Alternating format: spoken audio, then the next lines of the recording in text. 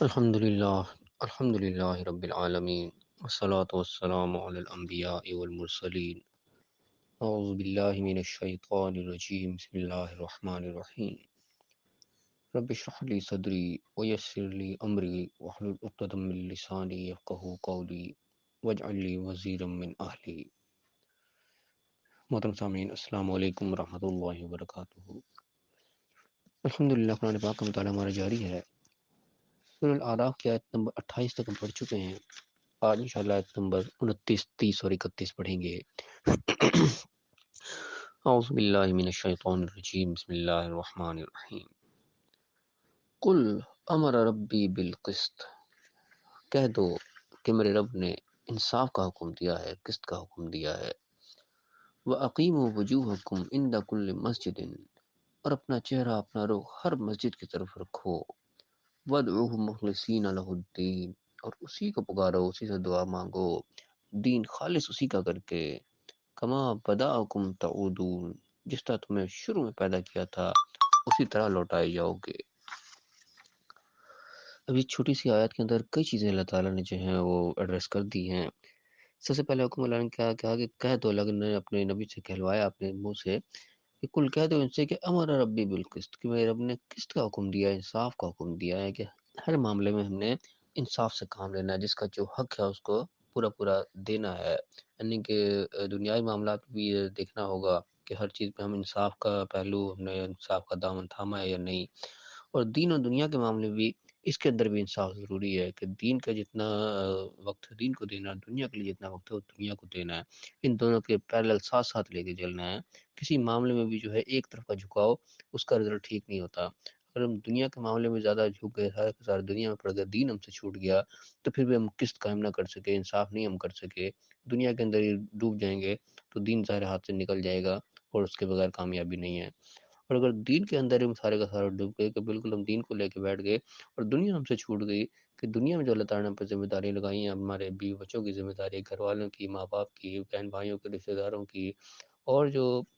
دنیا کے اندر اللہ نے جو ذمہ داریاں پہ دی ہیں پیغام پہنچانے کے اللہ کا، کہ اگر برائی دیکھے تو برائی کو روکنا ہے، اچھائی کو لوگوں میں عام کرنا ہے، یہ ذمہ داری ہم نے پوری کرنی ہے۔ ورنہ اگر خالی دین کو لے کے اللہ اللہ کر کے ہم جنگلوں میں نکل گئے، وہ ٹھیک ہے، ہم اللہ سے ہم نے لا لگا لی، باقی سب کو دنیا کا ہے دھوکے کا سامان، اس کو ہم نے بالکل ہی چھوڑ دیا، تب بھی ہم انصاف نہیں قائم کر سکے، پھر بھی ہم راستے سے بھٹک جائیں گے۔ وہ چیز بھی یعنی کہ رہبانی کے درجے میں چلی جائے گی، اللہ تعالیٰ کو وہ بھی پسند نہیں ہے۔ تو اللہ تعالیٰ نے سب سے پہلے حکم کیا فرمایا کہ ہمارا ربی بالقسط، میرے رب نے انصاف کو حکم دیا کہ ہم نے برابری کا خیال رکھنا ہے، کسی کے ساتھ زیادتی نہیں ہونی چاہیے، جس کا جو حق ہے اس کو پورا پورا ملنا چاہیے۔ میں وَأَقِیمُوا وُجُوهَکُمْ عِنْدَ كُلِّ مَسْجِدٍ، اور اپنا چہرہ سیدھا رکھو، قائم رکھو ہر مسجد کے لیے، ہر مسجد کی طرف۔ اب یہ ایک دیکھا جائے تو آج کل کے دور میں بڑی اہم چیز ہے کہ اللہ تعالیٰ کل مسجد کا تذکرہ کرے کہ ہر مسجد، ہر جو سجدہ گاہ اللہ کے جہاں عبادت کی جاتی ہے اس کی طرف تمہارا رخ ہونا چاہیے۔ یہ نہیں کہ یہ ہماری مسجد ہوتی ہے، یہ ان کی مسجد ہے، میرا رخ اس کی طرف ہے تو اس کی طرف نہیں ہے۔ یہ دیکھا جائے تو آج کل ہمارے پر بڑے سیدھی سیدھی اپلائی ہوتی ہے یہ چیز کہ ہم نے اپنے اپنی مسجدوں کو مخصوص کر لیا ہے کہ بس ہم نے اسی مسجد میں جانا، اس مسجد میں ہم نے نہیں جانا۔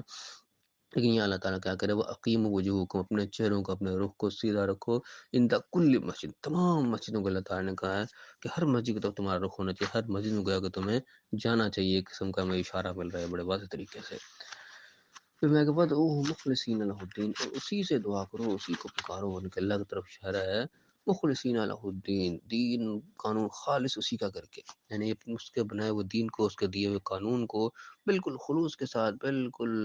بغیر کسی ملاوٹ کے، بالکل جیسے کہ 100% اس کو نافذ کرنا چاہیے اس طریقے سے نافذ کر کے پھر تم اسی کو پکارو، اسی سے دعا کرو۔ یعنی اپنی زندگی پر ہم نے اپنے دین کو نافذ کرنا ہے، اللہ کے دیے ہوئے دین کو، اللہ کے دیے ہوئے قانون کو جو اللہ نے لاء ہمیں دیا کہ اس کے مطابق ہم نے زندگی گزارنی ہے۔ سب سے پہلے اپنی زندگی میں، اپنے جسم پر اس کو لاگو کرنا ہے، اپنی ذات پہ لاگو کرنا ہے، پھر اپنے گھر والوں میں، جہاں جہاں ہمارا دائرہ کار ہے، جہاں جہاں ہمارا اختیار ہے، اس کے بعد اللہ کو اس قانون کو، دین کو نافذ کرنا ہے مخلص ہو کے، بالکل اس کے اندر کوئی دکھاوا، کوئی ریاکاری، کوئی اس کے اندر جو ہے کسی اور غلط چیز کی ملاوٹ نہیں ہونی چاہیے، اور پھر اس کے ساتھ اللہ کو یاد کرنا ہے، پھر اللہ کو پکارنا ہے، اللہ سے دعا کرنی ہے۔ یعنی یہ بھی ایک گویا کہ ایک لازم و ملزوم سی چیز یہاں پہ محسوس ہو رہی ہے کہ بعد وہ مخلصین لہ الدین کو پکارو، دین اسی کا کر کے، قانون اسی کا کر کے، یہ نہ کہ ہم نے قانون کسی اور کے اپنائے ہوئے ہوں، دین ہم نے اللہ کا نافذ کوئی نہ کیا، وہ خالی ہم پکارنے میں لگے ہوئے ہوں، پھر بھی یہ حق جو ہے وہ ادا نہیں ہوگا، ہماری پکار پہ اس طریقے سے نہیں پہنچے گی، نہ اس طریقے سے قبول ہوگی جیسا قبول ہونے کا حق ہے۔ پھر فرمایا کما بداکم تعودون، جیسا تم نے پہلا پیدا کیا تھا، تمہاری شروعات کی تھی، اسی طرح پھر لوٹائے جاؤ گے، یعنی کہ ہم اللہ کی طرف سے اگر یہاں پہ آئے ہیں تو ہم نے پھر لوٹانا ہے، لوٹایا جانا ہے اللہ کی طرف ہی۔ اصل حقیقت اللہ تعالیٰ بار بار مختلف انداز سے ہمیں یہاں پہ سمجھاتا ہے قرآن کے اندر کہ جیسے ہم آئے ہیں ویسے ہم نے پلٹنا ہے اللہ کی طرف، کہ اللہ کا سامنے حاضری کا احساس جو ہے وہ ہمارے اندر ہر صورت زندہ رہنا چاہیے، کہ یہ جو ہماری مہلت ہے کہ بس آخری عارضی سی ذرا سی مہلت ہے، پھر ہم نے پلٹنا ادھر ہی، اصل ٹھکانا پھر ادھر ہی اللہ کے سامنے جا کے حاضری ہونی ہے، پھر سارے معاملات وہاں پہ ڈسکس ہوں گے، ہر چیز کا پھر فیصلہ ہوگا۔ پھر فریق ہدا و فریق حق علیہم الضلالہ، ایک فریق ایسا جو کہ ہدایت پا گیا، ہم نے ان کو ہدایت دے دی، اور ایک پھر فریق ایسا ہوا کہ اس کے اوپر ضلالت گمراہی جو ہے وہی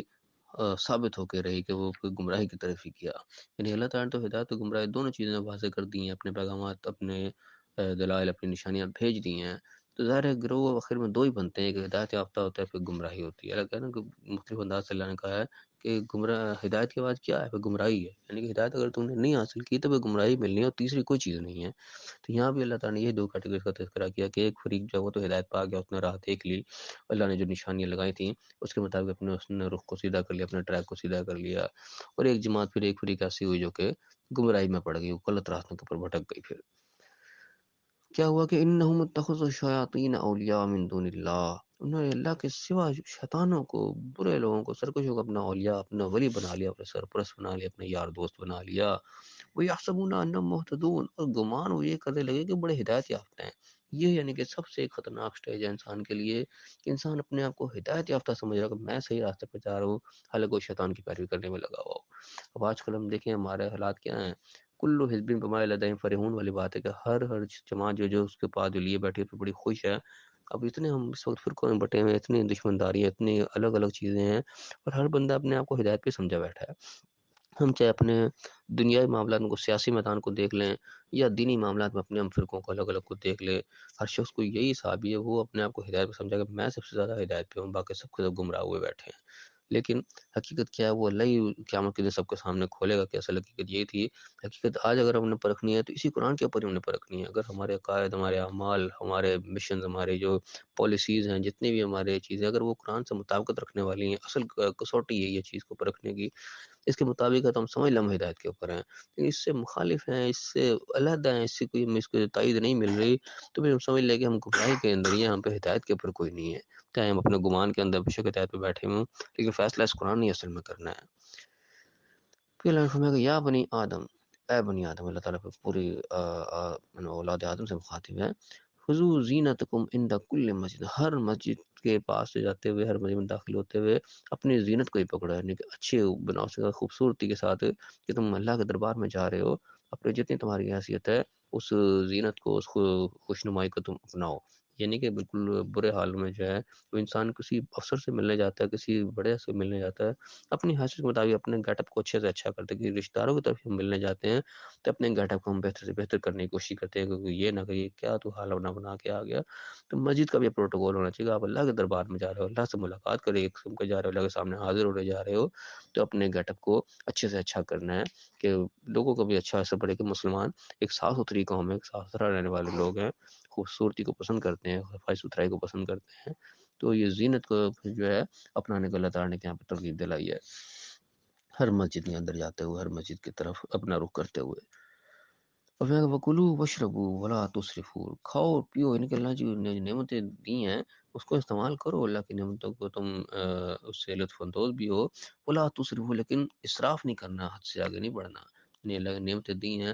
نعمتوں میں تم اتنے گم ہو کر رہ گئے، اس کا شکر ادا کرنا بھول گئے۔ اللہ تعالیٰ نے فراوانی کا رزق دی ہے، اس رزق کو ایسے یعنی کہ اس کو اڑانا ہی شروع کر دیا کہ عجب استعمال ہو رہا تھا، ضائع ہو رہا ہے، یہ چیز نہیں کرنی، اسراف کے اندر ہم نے نہیں پڑھنا۔ انہ لا يحب المسرفین، اسراف کرنے والے، زیادتی کرنے والے، حد سے آگے بڑھنے والے، وہ اللہ کو پسند نہیں ہے۔ اب اسراف کا اگر ہم نے ایک چھوٹا سا مشاہدہ قریب ترین اگر کرنا ہو تو اپنے فنکشنز میں ہم دیکھیں، اپنے شادیوں بیاہوں میں ہم دیکھیں،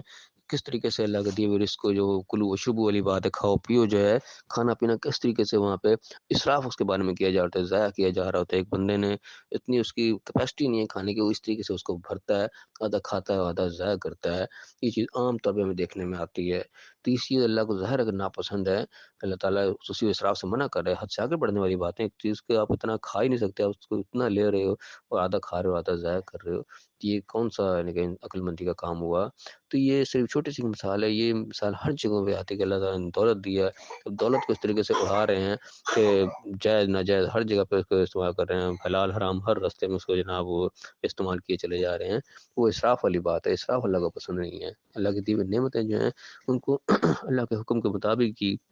اللہ کی دی ہوئی گائیڈ لائن کے مطابق ہی اس کو ہم نے استعمال بھی کرنا ہے، خرچ بھی کرنا ہے، کیونکہ اللہ تعالیٰ کو اسراف والے لوگ پسند نہیں ہیں۔ تو ہم نے ہر جگہ پہ اللہ کے پسند و ناپسند کا ضرور خیال رکھنا ہے، کون سا میرا کام اللہ کو پسند آئے گا، کون سا میرا کام اللہ کو ناپسند ہوگا، کیونکہ بات وہی ہے کہ لوٹنا اللہ کی طرف ہی ہے، دربار میں اسی کی آخر حاضری ہونی ہے۔ تو جو بھی کام اس کی نافرمانی کا ہم کریں گے، اس کا ہمیں جواب دہ ضرور ہونا پڑے گا۔ تو اللہ تعالیٰ میں سے سمجھنے کی توفیق عطا فرمائے۔ چھوٹی چھوٹی آیات ہے کہ اللہ تعالیٰ نے پوائنٹس ان کے اندر بتائے ہیں، زندگی گزارنے کے اصول جو ہیں وہ اللہ تعالیٰ میں مختلف انداز سے سمجھاتا ہے۔ اللہ تعالیٰ میں توفیق عطا فرمائے کہ ہم صحیح معنوں میں اللہ کی باتوں کو ہم سمجھیں، ان کو اپنی زندگی میں اپلائی کریں، ان کو لاگو کریں، اس کے مطابق اپنی زندگی گزاریں۔ اللہ تعالیٰ میں صحیح سمجھنے کے، صحیح عمل کرنے کی توفیق عطا فرمائے اور دنیا اور آخرت دونوں جگہ کامیاب فرمائے۔ آمین۔ وآخر دعوانا ان الحمد للہ رب العالمین۔